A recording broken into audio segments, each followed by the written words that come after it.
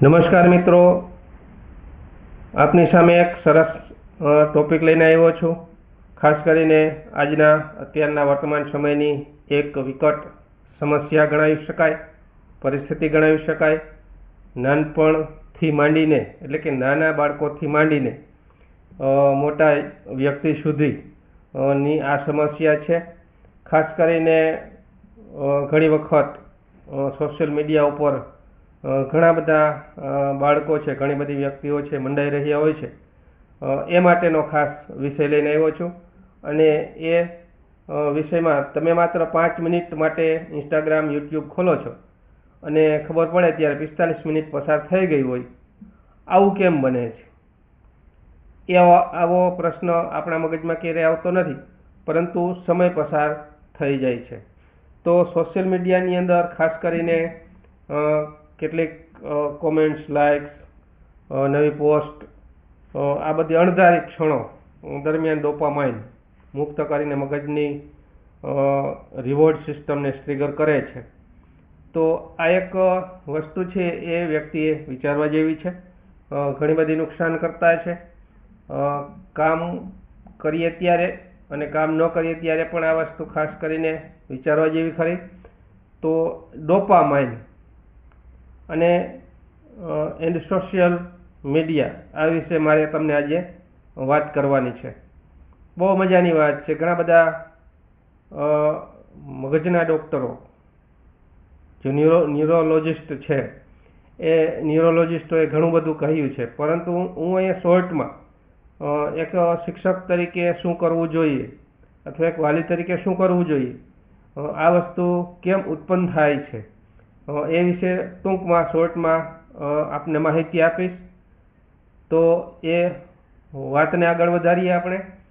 તો સૌપ્રથમ ડોપામાઇન શું છે? તો ડોપામાઇન માત્ર ખુશીનું કેમિકલ નથી, બરાબર ને?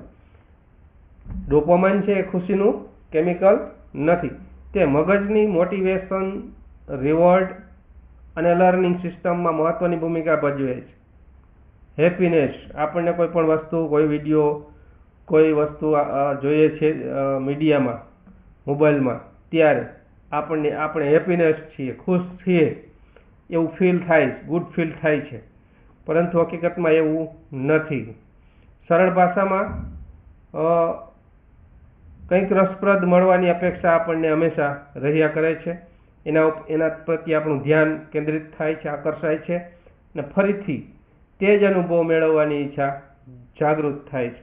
એટલે આવું સર્કલ, આવી સાયકલ છે, એ સતત ચાલ્યા કરે છે. મગજની અંદર ડોપામાઇન તો હોય જ છે, પરંતુ એને વધુ જાગૃત કરવા માટે એક કેમિકલ ઉત્પન્ન થાય છે અને તમારું મગજ છે એના તરફ આકર્ષાય છે. એટલે ડોપામાઇનની અંદર જે હોર્મોન છે, એ હોર્મોન NH2 પરિવર્તિત પામે છે, અને મોબાઈલના જે નોટિફિકેશન છે, એની રીલ્સ છે, એ પ્રત્યે આપણે આકર્ષાઈએ છીએ. તો બાળક પણ આવું વર્તન કરે છે. આગળ થોડુંક જોઈએ તો સોશિયલ મીડિયામાં શું થાય છે?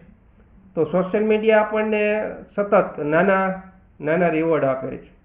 લાઇક આપે, કોમેન્ટ આપે, નોટિફિકેશન આપે, નવી રીલો આપે, ફની વિડીયોઝ આપે, ન્યૂ કન્ટેન્ટ આપે. આવી બધું વસ્તુઓ છે, રિવોર્ડ્સ આપ્યા જ કરે છે. એટલે આપણને શું છે, એ સમસ્યા નથી કે એક રીલ જોવાથી કંઈ ખોટું થાય, પરંતુ દરેક સ્વીપ પછી આગળ શું મળશે એવી અપેક્ષા આપણું ધ્યાન ખેંચી શકે છે.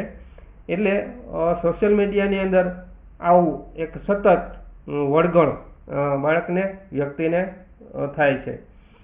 તો એક રીલ પછી બીજી રીલ કેમ? આવું વિચાર્યું છે આપણે કે એક રીલ જોયા પછી આપણને સંતોષ થઈ જવો જોઈએ? આવું નથી થતું. પણ એક રીલ જોયા પછી આપણને બીજી રીલ જોવાનું મન થાય.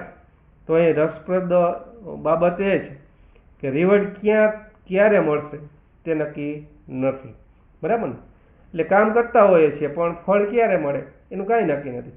તો આ તો મીડિયા છે. તો મીડિયાની અંદર આપણને રિવોર્ડ મળે, નહીં મળે, પરંતુ આપણે એવી અપેક્ષા, એવું ધ્યાન રાખતા હોઈએ છીએ, આશાઓ રાખતા હોઈએ છીએ કે આપણને રિવોર્ડ મળે. તો એક રીલ બોરિંગ હોઈ શકે, પણ બીજી રીલ ખૂબ રસપ્રદ હોઈ શકે. આ અનિશ્ચિતતા આપણને વારંવાર એકવાર વધુ વાર સ્વીપ કરવું એ તરફ ખેંચે છે. આગળ શું આવશે?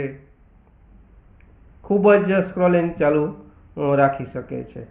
તો અહીંયા ચિત્રમાં પણ મેં સરસ મજાનું ગોઠવણી કરી છે કે બોરિંગ ચિત્ર છે, ફની છે, વાવ, એમેઝિંગ, આવી કેટલીક મુદ્રાઓ છે એ મોબાઈલની મૂકેલી છે. તો એના ઉપરથી આપણને ખ્યાલ આવે, બરાબર ને?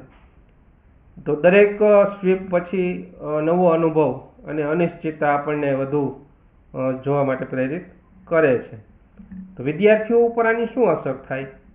તો ખાસ કરીને આ મલ્ટીમીડિયા છે, સોશિયલ મીડિયા છે, તો સોશિયલ મીડિયા વિદ્યાર્થીઓ ઉપર ઘણી બધી ઘાતક અસરો પણ થાય છે. કેટલાક ફાયદાઓ પણ છે, પરંતુ જો સતત નોટિફિકેશન અને શોર્ટ ફોર્મ કન્ટેન્ટ આપણું ધ્યાન ખેંચતા રહે તો આપણે જે અભ્યાસ કરે છે બાળકો, તો અભ્યાસ દરમિયાન ધ્યાન ભટકી શકે છે. ખૂબ જ અગત્યનું છે. પોતાની કારકિર્દી છે અહીંયા થોડી પીછે હટવાની તરફ જતી રહે છે. સમયનો ખ્યાલ ઓછો રહી શકે છે.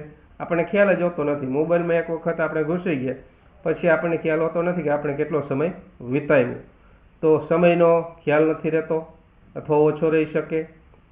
વારંવાર ફોન ચેક કરવાની ટેવ પડી જાય. પછી લાંબા સમય સુધી એક જ કામ પર ધ્યાન રાખવું મુશ્કેલ લાગી શકે છે, કારણ કે આપણે મોબાઈલ સિવાય અન્ય કામ હોય છે. પરંતુ આનો અર્થ એ નથી કે સોશિયલ મીડિયા દરેક વ્યક્તિમાં આ જ અસર કરશે. ઉપયોગની રીત, સમય અને વ્યક્તિગત ટેવો મહત્વપૂર્ણ છે. એટલે ક્યારેક ધ્યાન ભટકે છે અને ક્યારેક ધ્યાન કેન્દ્રિત કરી શકે છે. તો વિદ્યાર્થીઓ ઉપર આવી અસર થાય. તો ફાઇનલ મેસેજમાં આપણે એટલું કહી શકીએ કે તમારા ડોપામાઇનને બધું કરવાની જરૂર નથી.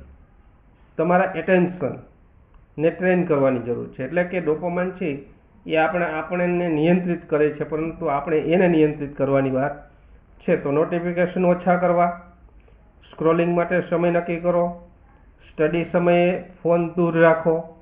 આવી બધી વસ્તુનું આ સરળ નિયમો છે, એ 3 સરળ નિયમો જો રાખો તો પોતાનું કામ છે એ આસાનીથી થઈ શકે. તો સ્વીપ કરવું સરળ છે, પરંતુ પોતાનું ધ્યાન નિયંત્રિત કરવું એ એક કૌશલ્ય છે, એક સ્કિલ છે, બરાબર ને? એટલે નવા વિડીયોઝ આવે છે અને ઘણા બધા નુકસાન આપણને કરે છે. એટલે મગજની અંદર જે ડોપામાઇન છે એ ડોપામાઇનને વધુ જાગૃત કરવા માટેનું કેમિકલ ઉત્પન્ન થાય છે. એને કારણે આપણને આમાં રસ જાગૃત થાય છે. પરંતુ આમાંથી બહાર નીકળવા માટે આપણી જાતને જ એક પ્રશ્ન પૂછવો જોઈએ કે હું ફોનનો ઉપયોગ કરી રહ્યો છું કે ફોન મારું ધ્યાન ચલાવી રહ્યો છે? આ વસ્તુ જો આપણને મગજની અંદર આવી જાય તો હું માનું છું કે આપણે ખાસ કરીને આ સોશિયલ મીડિયાથી ઘણા બધા દૂર થઈ શકીએ. વાલીઓને પણ નમ્ર અપીલ છે કે પોતાના બાળકોને આ રીતે સમજૂતી આપે તો એ બાળકો પણ ખાસ કરીને મોબાઈલથી દૂર રહી શકે છે. તો આ વિડીયોમાં ખૂબ સરસ જાગૃતતા માટેનો વિડીયો હતો અને એ વિડીયો આપણને પણ ખૂબ જ ઉપયોગી થશે. વિડીયોને લાઈક કરો ફરી અને શેર કરજો. ફરી નવા વિડીયો સાથે મળશું. આભાર, ધન્યવાદ.